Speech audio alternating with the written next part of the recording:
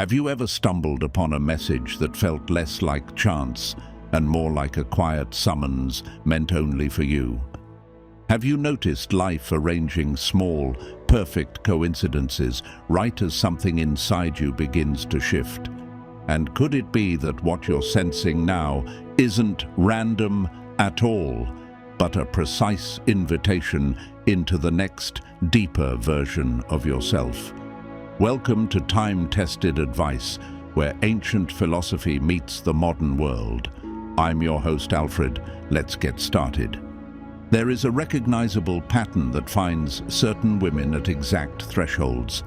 Content appears that doesn't feel discovered so much as delivered, as if an unseen hand were guiding attention toward what the soul has been asking for beneath awareness. This is not accident. Carl Jung named it synchronicity, the orchestration of meaningful correspondences that align inner change with outer events in ways logic alone can't chart. What follows explains why only some women receive this signal at this particular moment, what psychological and energetic thresholds you are crossing, how the invisible architecture of transformation functions, and why the most potent phase of feminine life so often begins in quiet, confusion, and the undeniable sensation of being chosen by something larger than willpower. There is a liminal zone between the person you have been and the person emerging, and Jung understood it as a portal in which the old personality must loosen, crack, and finally dissolve so something truer can take its place. You may feel this as a body-level pushback, a tightness when you try to resume old roles, a fatigue sleep can't fix, because your body recognizes misalignment before the conscious mind admits it. The mask you wore to navigate the world, the persona, once protective, now constricts. What used to fit feels suffocating precisely because the authentic self below it is rising and will no longer shrink to preserve appearances. Why now? Because the psyche keeps its own clock. The self, the inner organizing center that holds both conscious and unconscious truth, ripens by readiness rather than age, and when enough unlived life, withheld truth, and compressed desire accumulate, the container of the false self fractures. That fracture is not failure. It is the opening. Jung described a symbolic death that must precede rebirth. This is not poetic flourish, but an exact account of what happens when an outdated identity collapses. You might pull away from social scenes that once animated you, conversations that felt nourishing ring hollow. Relationships requiring performance become impossible to carry. This retreat is not pathology, it is incubation. The psyche withdraws to build a new architecture in peace. Solitude stops feeling like exile and begins to function as sanctuary. The women who receive this recognition differ from those still orbiting consensus reality. There is an underground preparedness, a quiet readiness in the unconscious that has been forming for years without permission from the rational mind. You have been different for a long time, simply skillful at concealing it, sometimes even from yourself. When hiding costs more than truth, the transition has begun. The sensation of being selected, of being singled out by forces you did not summon, is not grandiosity. It is an accurate reading of individuation, the lifelong turn toward wholeness.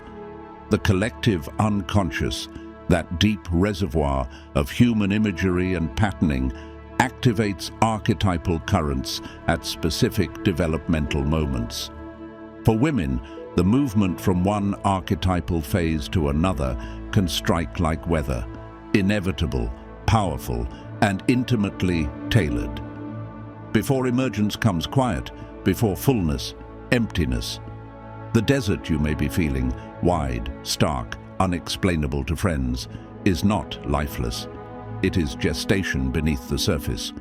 What once motivated you no longer moves you. What once rewarded you no longer satisfies. Attempts to resuscitate the old life feel like little deaths, because the psyche is done pretending. What if the desert is the point? What if the emptiness you fear is actually the womb of your becoming, preparing you in darkness for a light your current lens cannot yet bear? Here the body speaks loudly. Jung knew the soma carries knowledge the thinking mind resists. Women in this passage often meet fatigue that resists explanation, sleep that does not restore, rhythms shifting without a tidy cause. This is not all in your head. It is the physiological refusal to continue carrying a role that contradicts the truth, forming beneath it. Your cells, your gut, your breath know that doubling down on falseness would cost more life than letting one identity die. As tolerance for pretense decreases, discernment sharpens, sometimes to a startling edge. You read rooms before. Words appear. You feel agendas without data. You sense performance and can't quite make yourself pretend otherwise. That's not paranoia. It is the intuitive function maturing, the capacity to perceive underlying reality directly. You are registering essence rather than display, signal rather than noise, and that makes certain social rituals draining because you now see how much of common communication is theater. If you're enjoying this video, make sure to leave a like, comment, say hello, and consider subscribing to our channel. And if you'd like to support our channel further, you can find that in the description. An archetypal shift is underway. The journey from the maiden field, organized around approval, reflection, and potential, toward the sovereign field, organized around interior authority, integrated power, and self-definition. This is an initiation, not a birthday. Some stay in maiden psychology for a lifetime, always collecting reflections to shape an identity. Others descend earlier, called by crisis or conscience into their depths, to retrieve themselves. If this finds you, you are likely mid-descent, falling through layers you didn't know you carried. The sensation mimics dying because something is dying, the version of you built to be acceptable.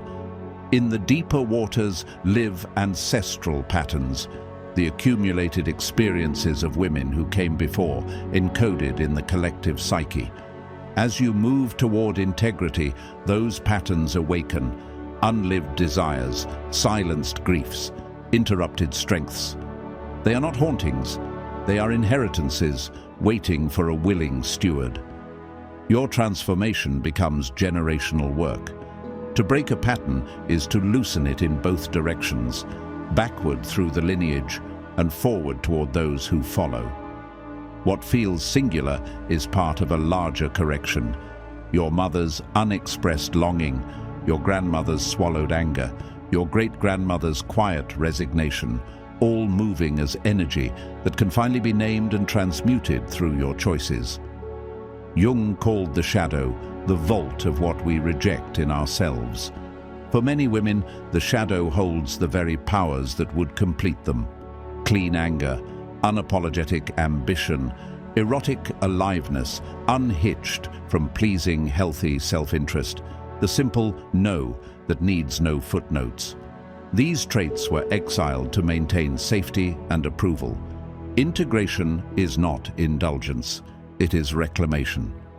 When a woman gathers her exiles and brings them home, she stops performing and starts emanating. That coherence disturbs people still attached to their masks, because integrity reflects what pretense tries to hide. You become a mirror, and mirrors can be unwelcome to those refusing to look. One of the most consequential endings in this passage is the end of compulsory external validation, especially the reflex to seek masculine approval.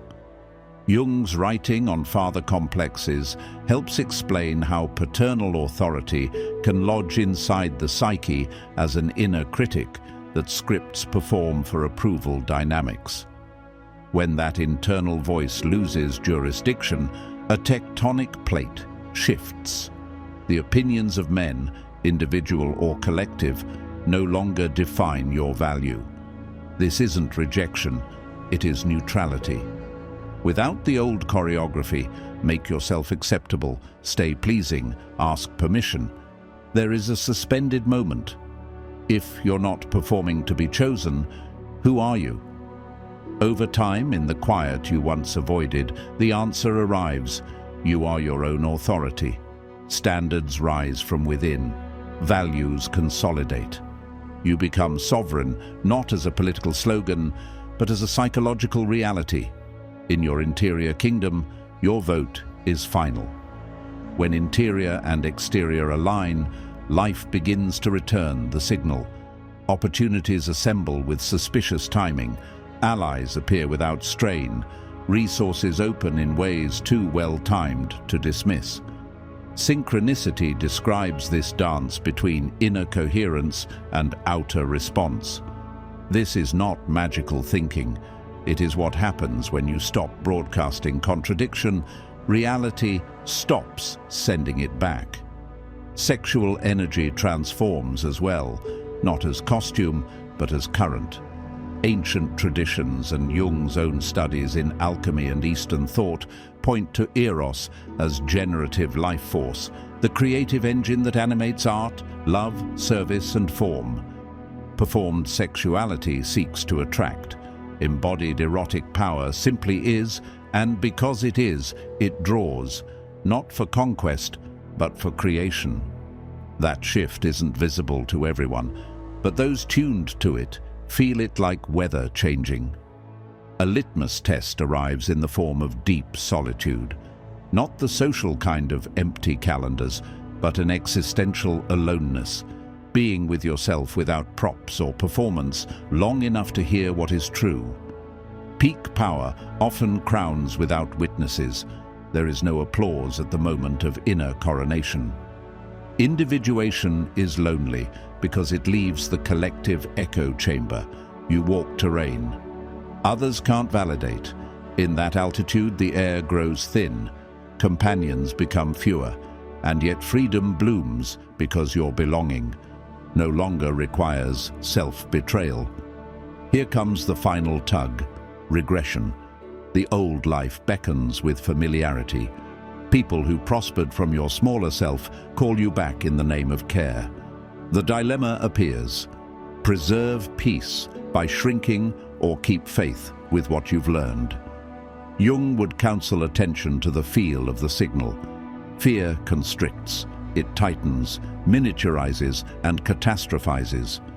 Intuition, even when pointing toward hard choices, carries a quiet rightness, a movement toward wholeness that doesn't need to shout. Practice noticing which voice leaves you more yourself. Alchemy, the transformation of base material into gold, was Jung's map for the psyche's great work. Your sorrows, betrayals, losses, and confusions are not punishments. They are ore. They yield wisdom only if you will sit with them, study their pattern, understand their archetypal dimension, and metabolize their meaning. Women who come into power do not bypass pain. They convert it, wound into teaching, chaos into clarity. That is why their presence has weight. They have been underground and came back bearing fire. The most liberating recognition of all is simple. You are not becoming powerful. You are remembering that you always were. Individuation doesn't manufacture essence, it unveils it, stripping conditioning, fear, and performance until only the irreducible remains. The core was never missing, only obscured. What is happening now is not acquisition, but return. Myths call this the homecoming. It is not a place you travel to, but the ground within you that cannot be taken. Peace from this ground is unlike earlier joys. It is preconditional. It doesn't hinge on outcomes, applause, or agreement. It exists prior to circumstance, beneath mood, beyond flux. Jung would call this the self-experienced, the steady center that remains when roles and weather change. From here, life still brings difficulty, but nothing shakes what wasn't constructed in the first place. If these words found you, they are not commanding you to begin. They are confirming you already have. The field answers coherence with coherence. If this resonates, it is because you are already moving, already dissolving what cannot go forward, already being remade by currents larger than thought. The question is whether you will trust the process or bargain with it, whether you will allow the false to finish dying or prop it up one more season, whether you will honor the power rising in you or retreat into the safety of yesterday. Awakening carries responsibility. Your refusal to pretend becomes catalytic. It rearranges rooms. People invested in their masks may call you unsettling. Those ready to heal will call you medicine. The loneliness that increases here is not a flaw, but a feature of altitude. You no longer fit boxes because you no longer require them. You can stand alone without feeling lacking, which makes you more available to love than ever before because you meet others without hunger. True relationship begins when two wholenesses greet. Your legacy will not be counted only in titles or output, but in the energetic imprint of your wholeness. Individual psyches are interwoven. When one woman integrates, she lowers the resistance in the collective field for the next woman to follow. You will not meet most of those you help. The ripples travel beyond geography and time. That is why the work does not need witnesses. Integrity is contribution. A quiet life lived in truth moves history at the level where history actually shifts. The deep psyche. If what you heard named what you could not name, if it reframed your crisis as initiation, share it with the woman who might be standing where you are now. Write what you're living, not to perform, but to leave a lantern for the one 6 months behind you who will think she's unraveling when she's actually unmasking. This is how we companion each other through dissolution, not by making it easy, but by making it shared. You are not broken. You are not failing. You are not lost. You are in the fiercest, truest phase of your life, the one where everything false exhausts itself, so everything true can finally breathe. Trust the unmaking. Trust the wide, quiet spaces you use to fill with noise. Trust the timing that feels inconvenient but is perfect. The woman you are becoming is not far away. She is here, under the rubble of who you tried to be. Welcome her, honor her, and most of all, step into her. If you enjoyed this video, make sure to like, subscribe, and leave a comment. I'm your host, Alfred, and I read every comment.